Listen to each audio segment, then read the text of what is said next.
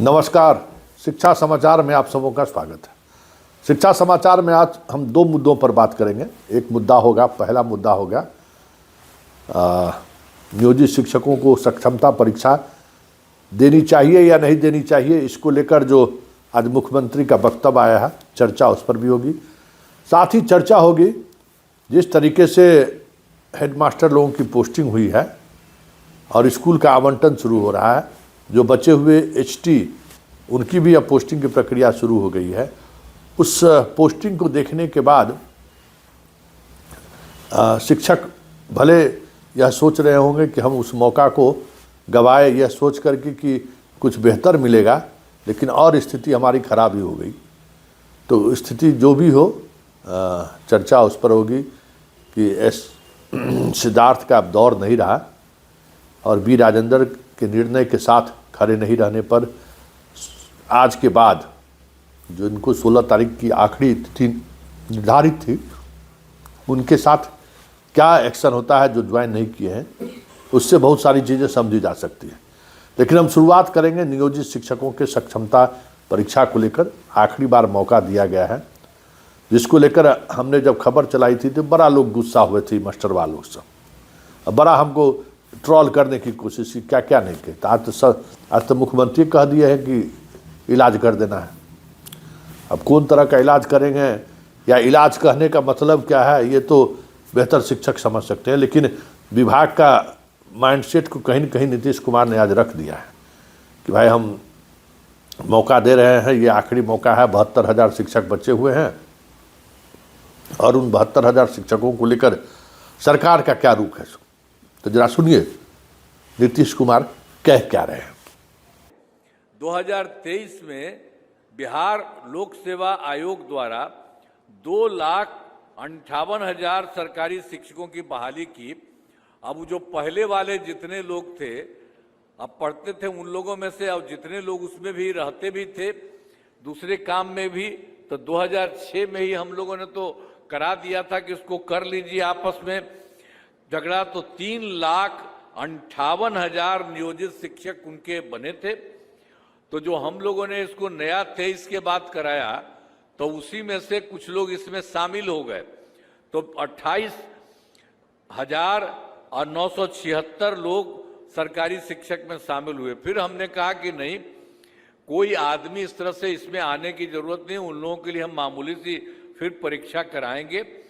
तो उसके लिए सब कुछ किया कि इनको कोई आवश्यकता नहीं है इस प्रकार के जाने का, तो हम लोगों ने उसके लिए कर दिया। 5 मौका तय किया, तो उसमें 4 लोगों का हो चुका है। तो उसमें से समझ लीजिए कि 2,66,000 अब फिर पास हो गए हैं। अब बच गया है मात्र सिर्फ 73,000 शेष बच गए हैं। तो अब एक मौका और है, उसके लिए भी हम लोगों ने कर दिया कि लोगों में से जो भी आ सके कर ले। तो सब जगह से ये काम किया। अभी तो हम लोगों ने जो शुरू में 23 में जो किया गया था 3,67,000, तो अभी तो 73,000 बंद है, अभी नहीं है, हो रहा है। अब तो जब होगा हम लोग कोशिश कर ही रहे हैं।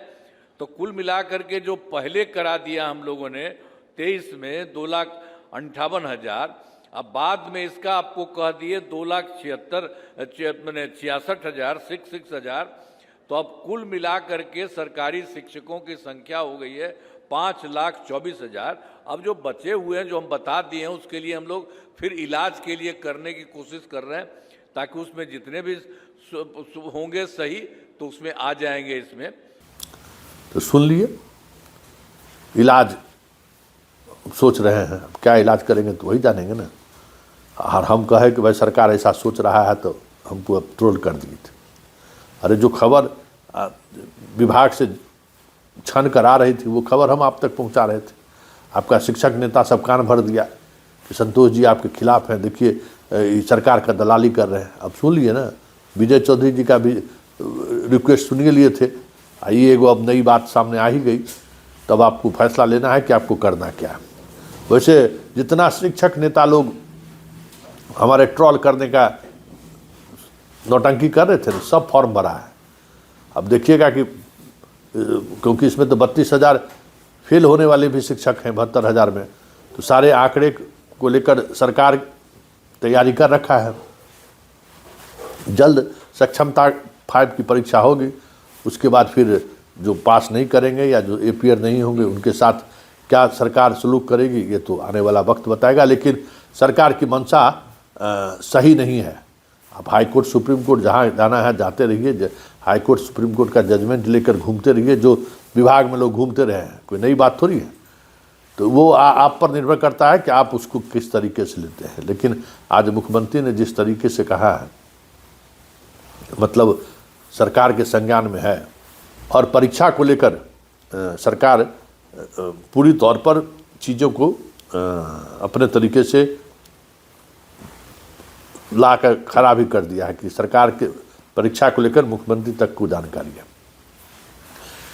तो ये मुद्दा था, जिस मुद्दे पर हम लोगों ने चर्चा की। इसके अलावा अब जो लोग हेड टीचर, हेड मास्टर साहब नहीं ज्वाइन किए थे सिद्धार्थ जी के समय में, कि हमको दूर हो गया, चॉइस नहीं मिला, उन लोगों को अब इस बार पोस्टिंग हो गई है। ऐसे शिक्षकों की भी पोस्टिंग हुई है और शिक्षक भी खासे परेशान हैं, खास करके महिला शिक्षक की। उनको किसी को नदी के पार भेज दिया गया है, किसी को रिमोट ग्रामीण इलाके में दे दिया गया है, बहुत सारे लोगों को शहर में भी मिल गया है।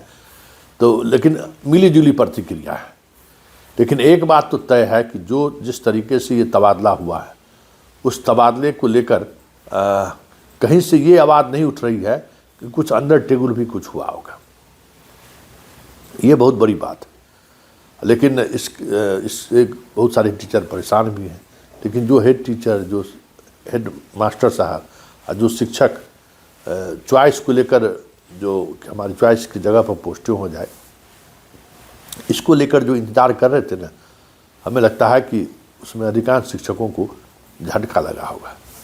वैसे 16 तारीख आज, मतलब 16 तारीख तक ज्वाइन करना था और उस जो पहले चरण में जिनका हुआ था, मतलब स्कूल अलॉट, सोमवार को अब देखना होगा कि जो शिक्षक ज्वाइन नहीं किए हैं उस पर विभाग कार्रवाई क्या करती है।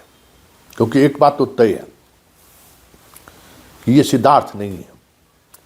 तो बी राजेंद्र के फैसले को नहीं मानने पर बी राजेंद्र कौन सी कार्रवाई करती है, उससे हेड टीचर भी और हेड मास्टर साहब को भी सबक लेनी चाहिए, किस तरीके से वो सोच रहे हैं। इसलिए सोमवार तक कुछ चीज़ें, नई चीज़ें सामने आ सकती हैं इस पूरे ट्रांसफ़र को लेकर।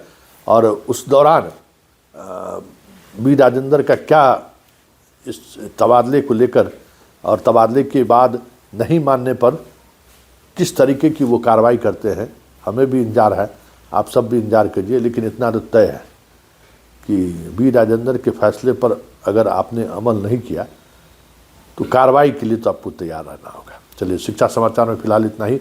इजाज़त दीजिए, नमस्कार।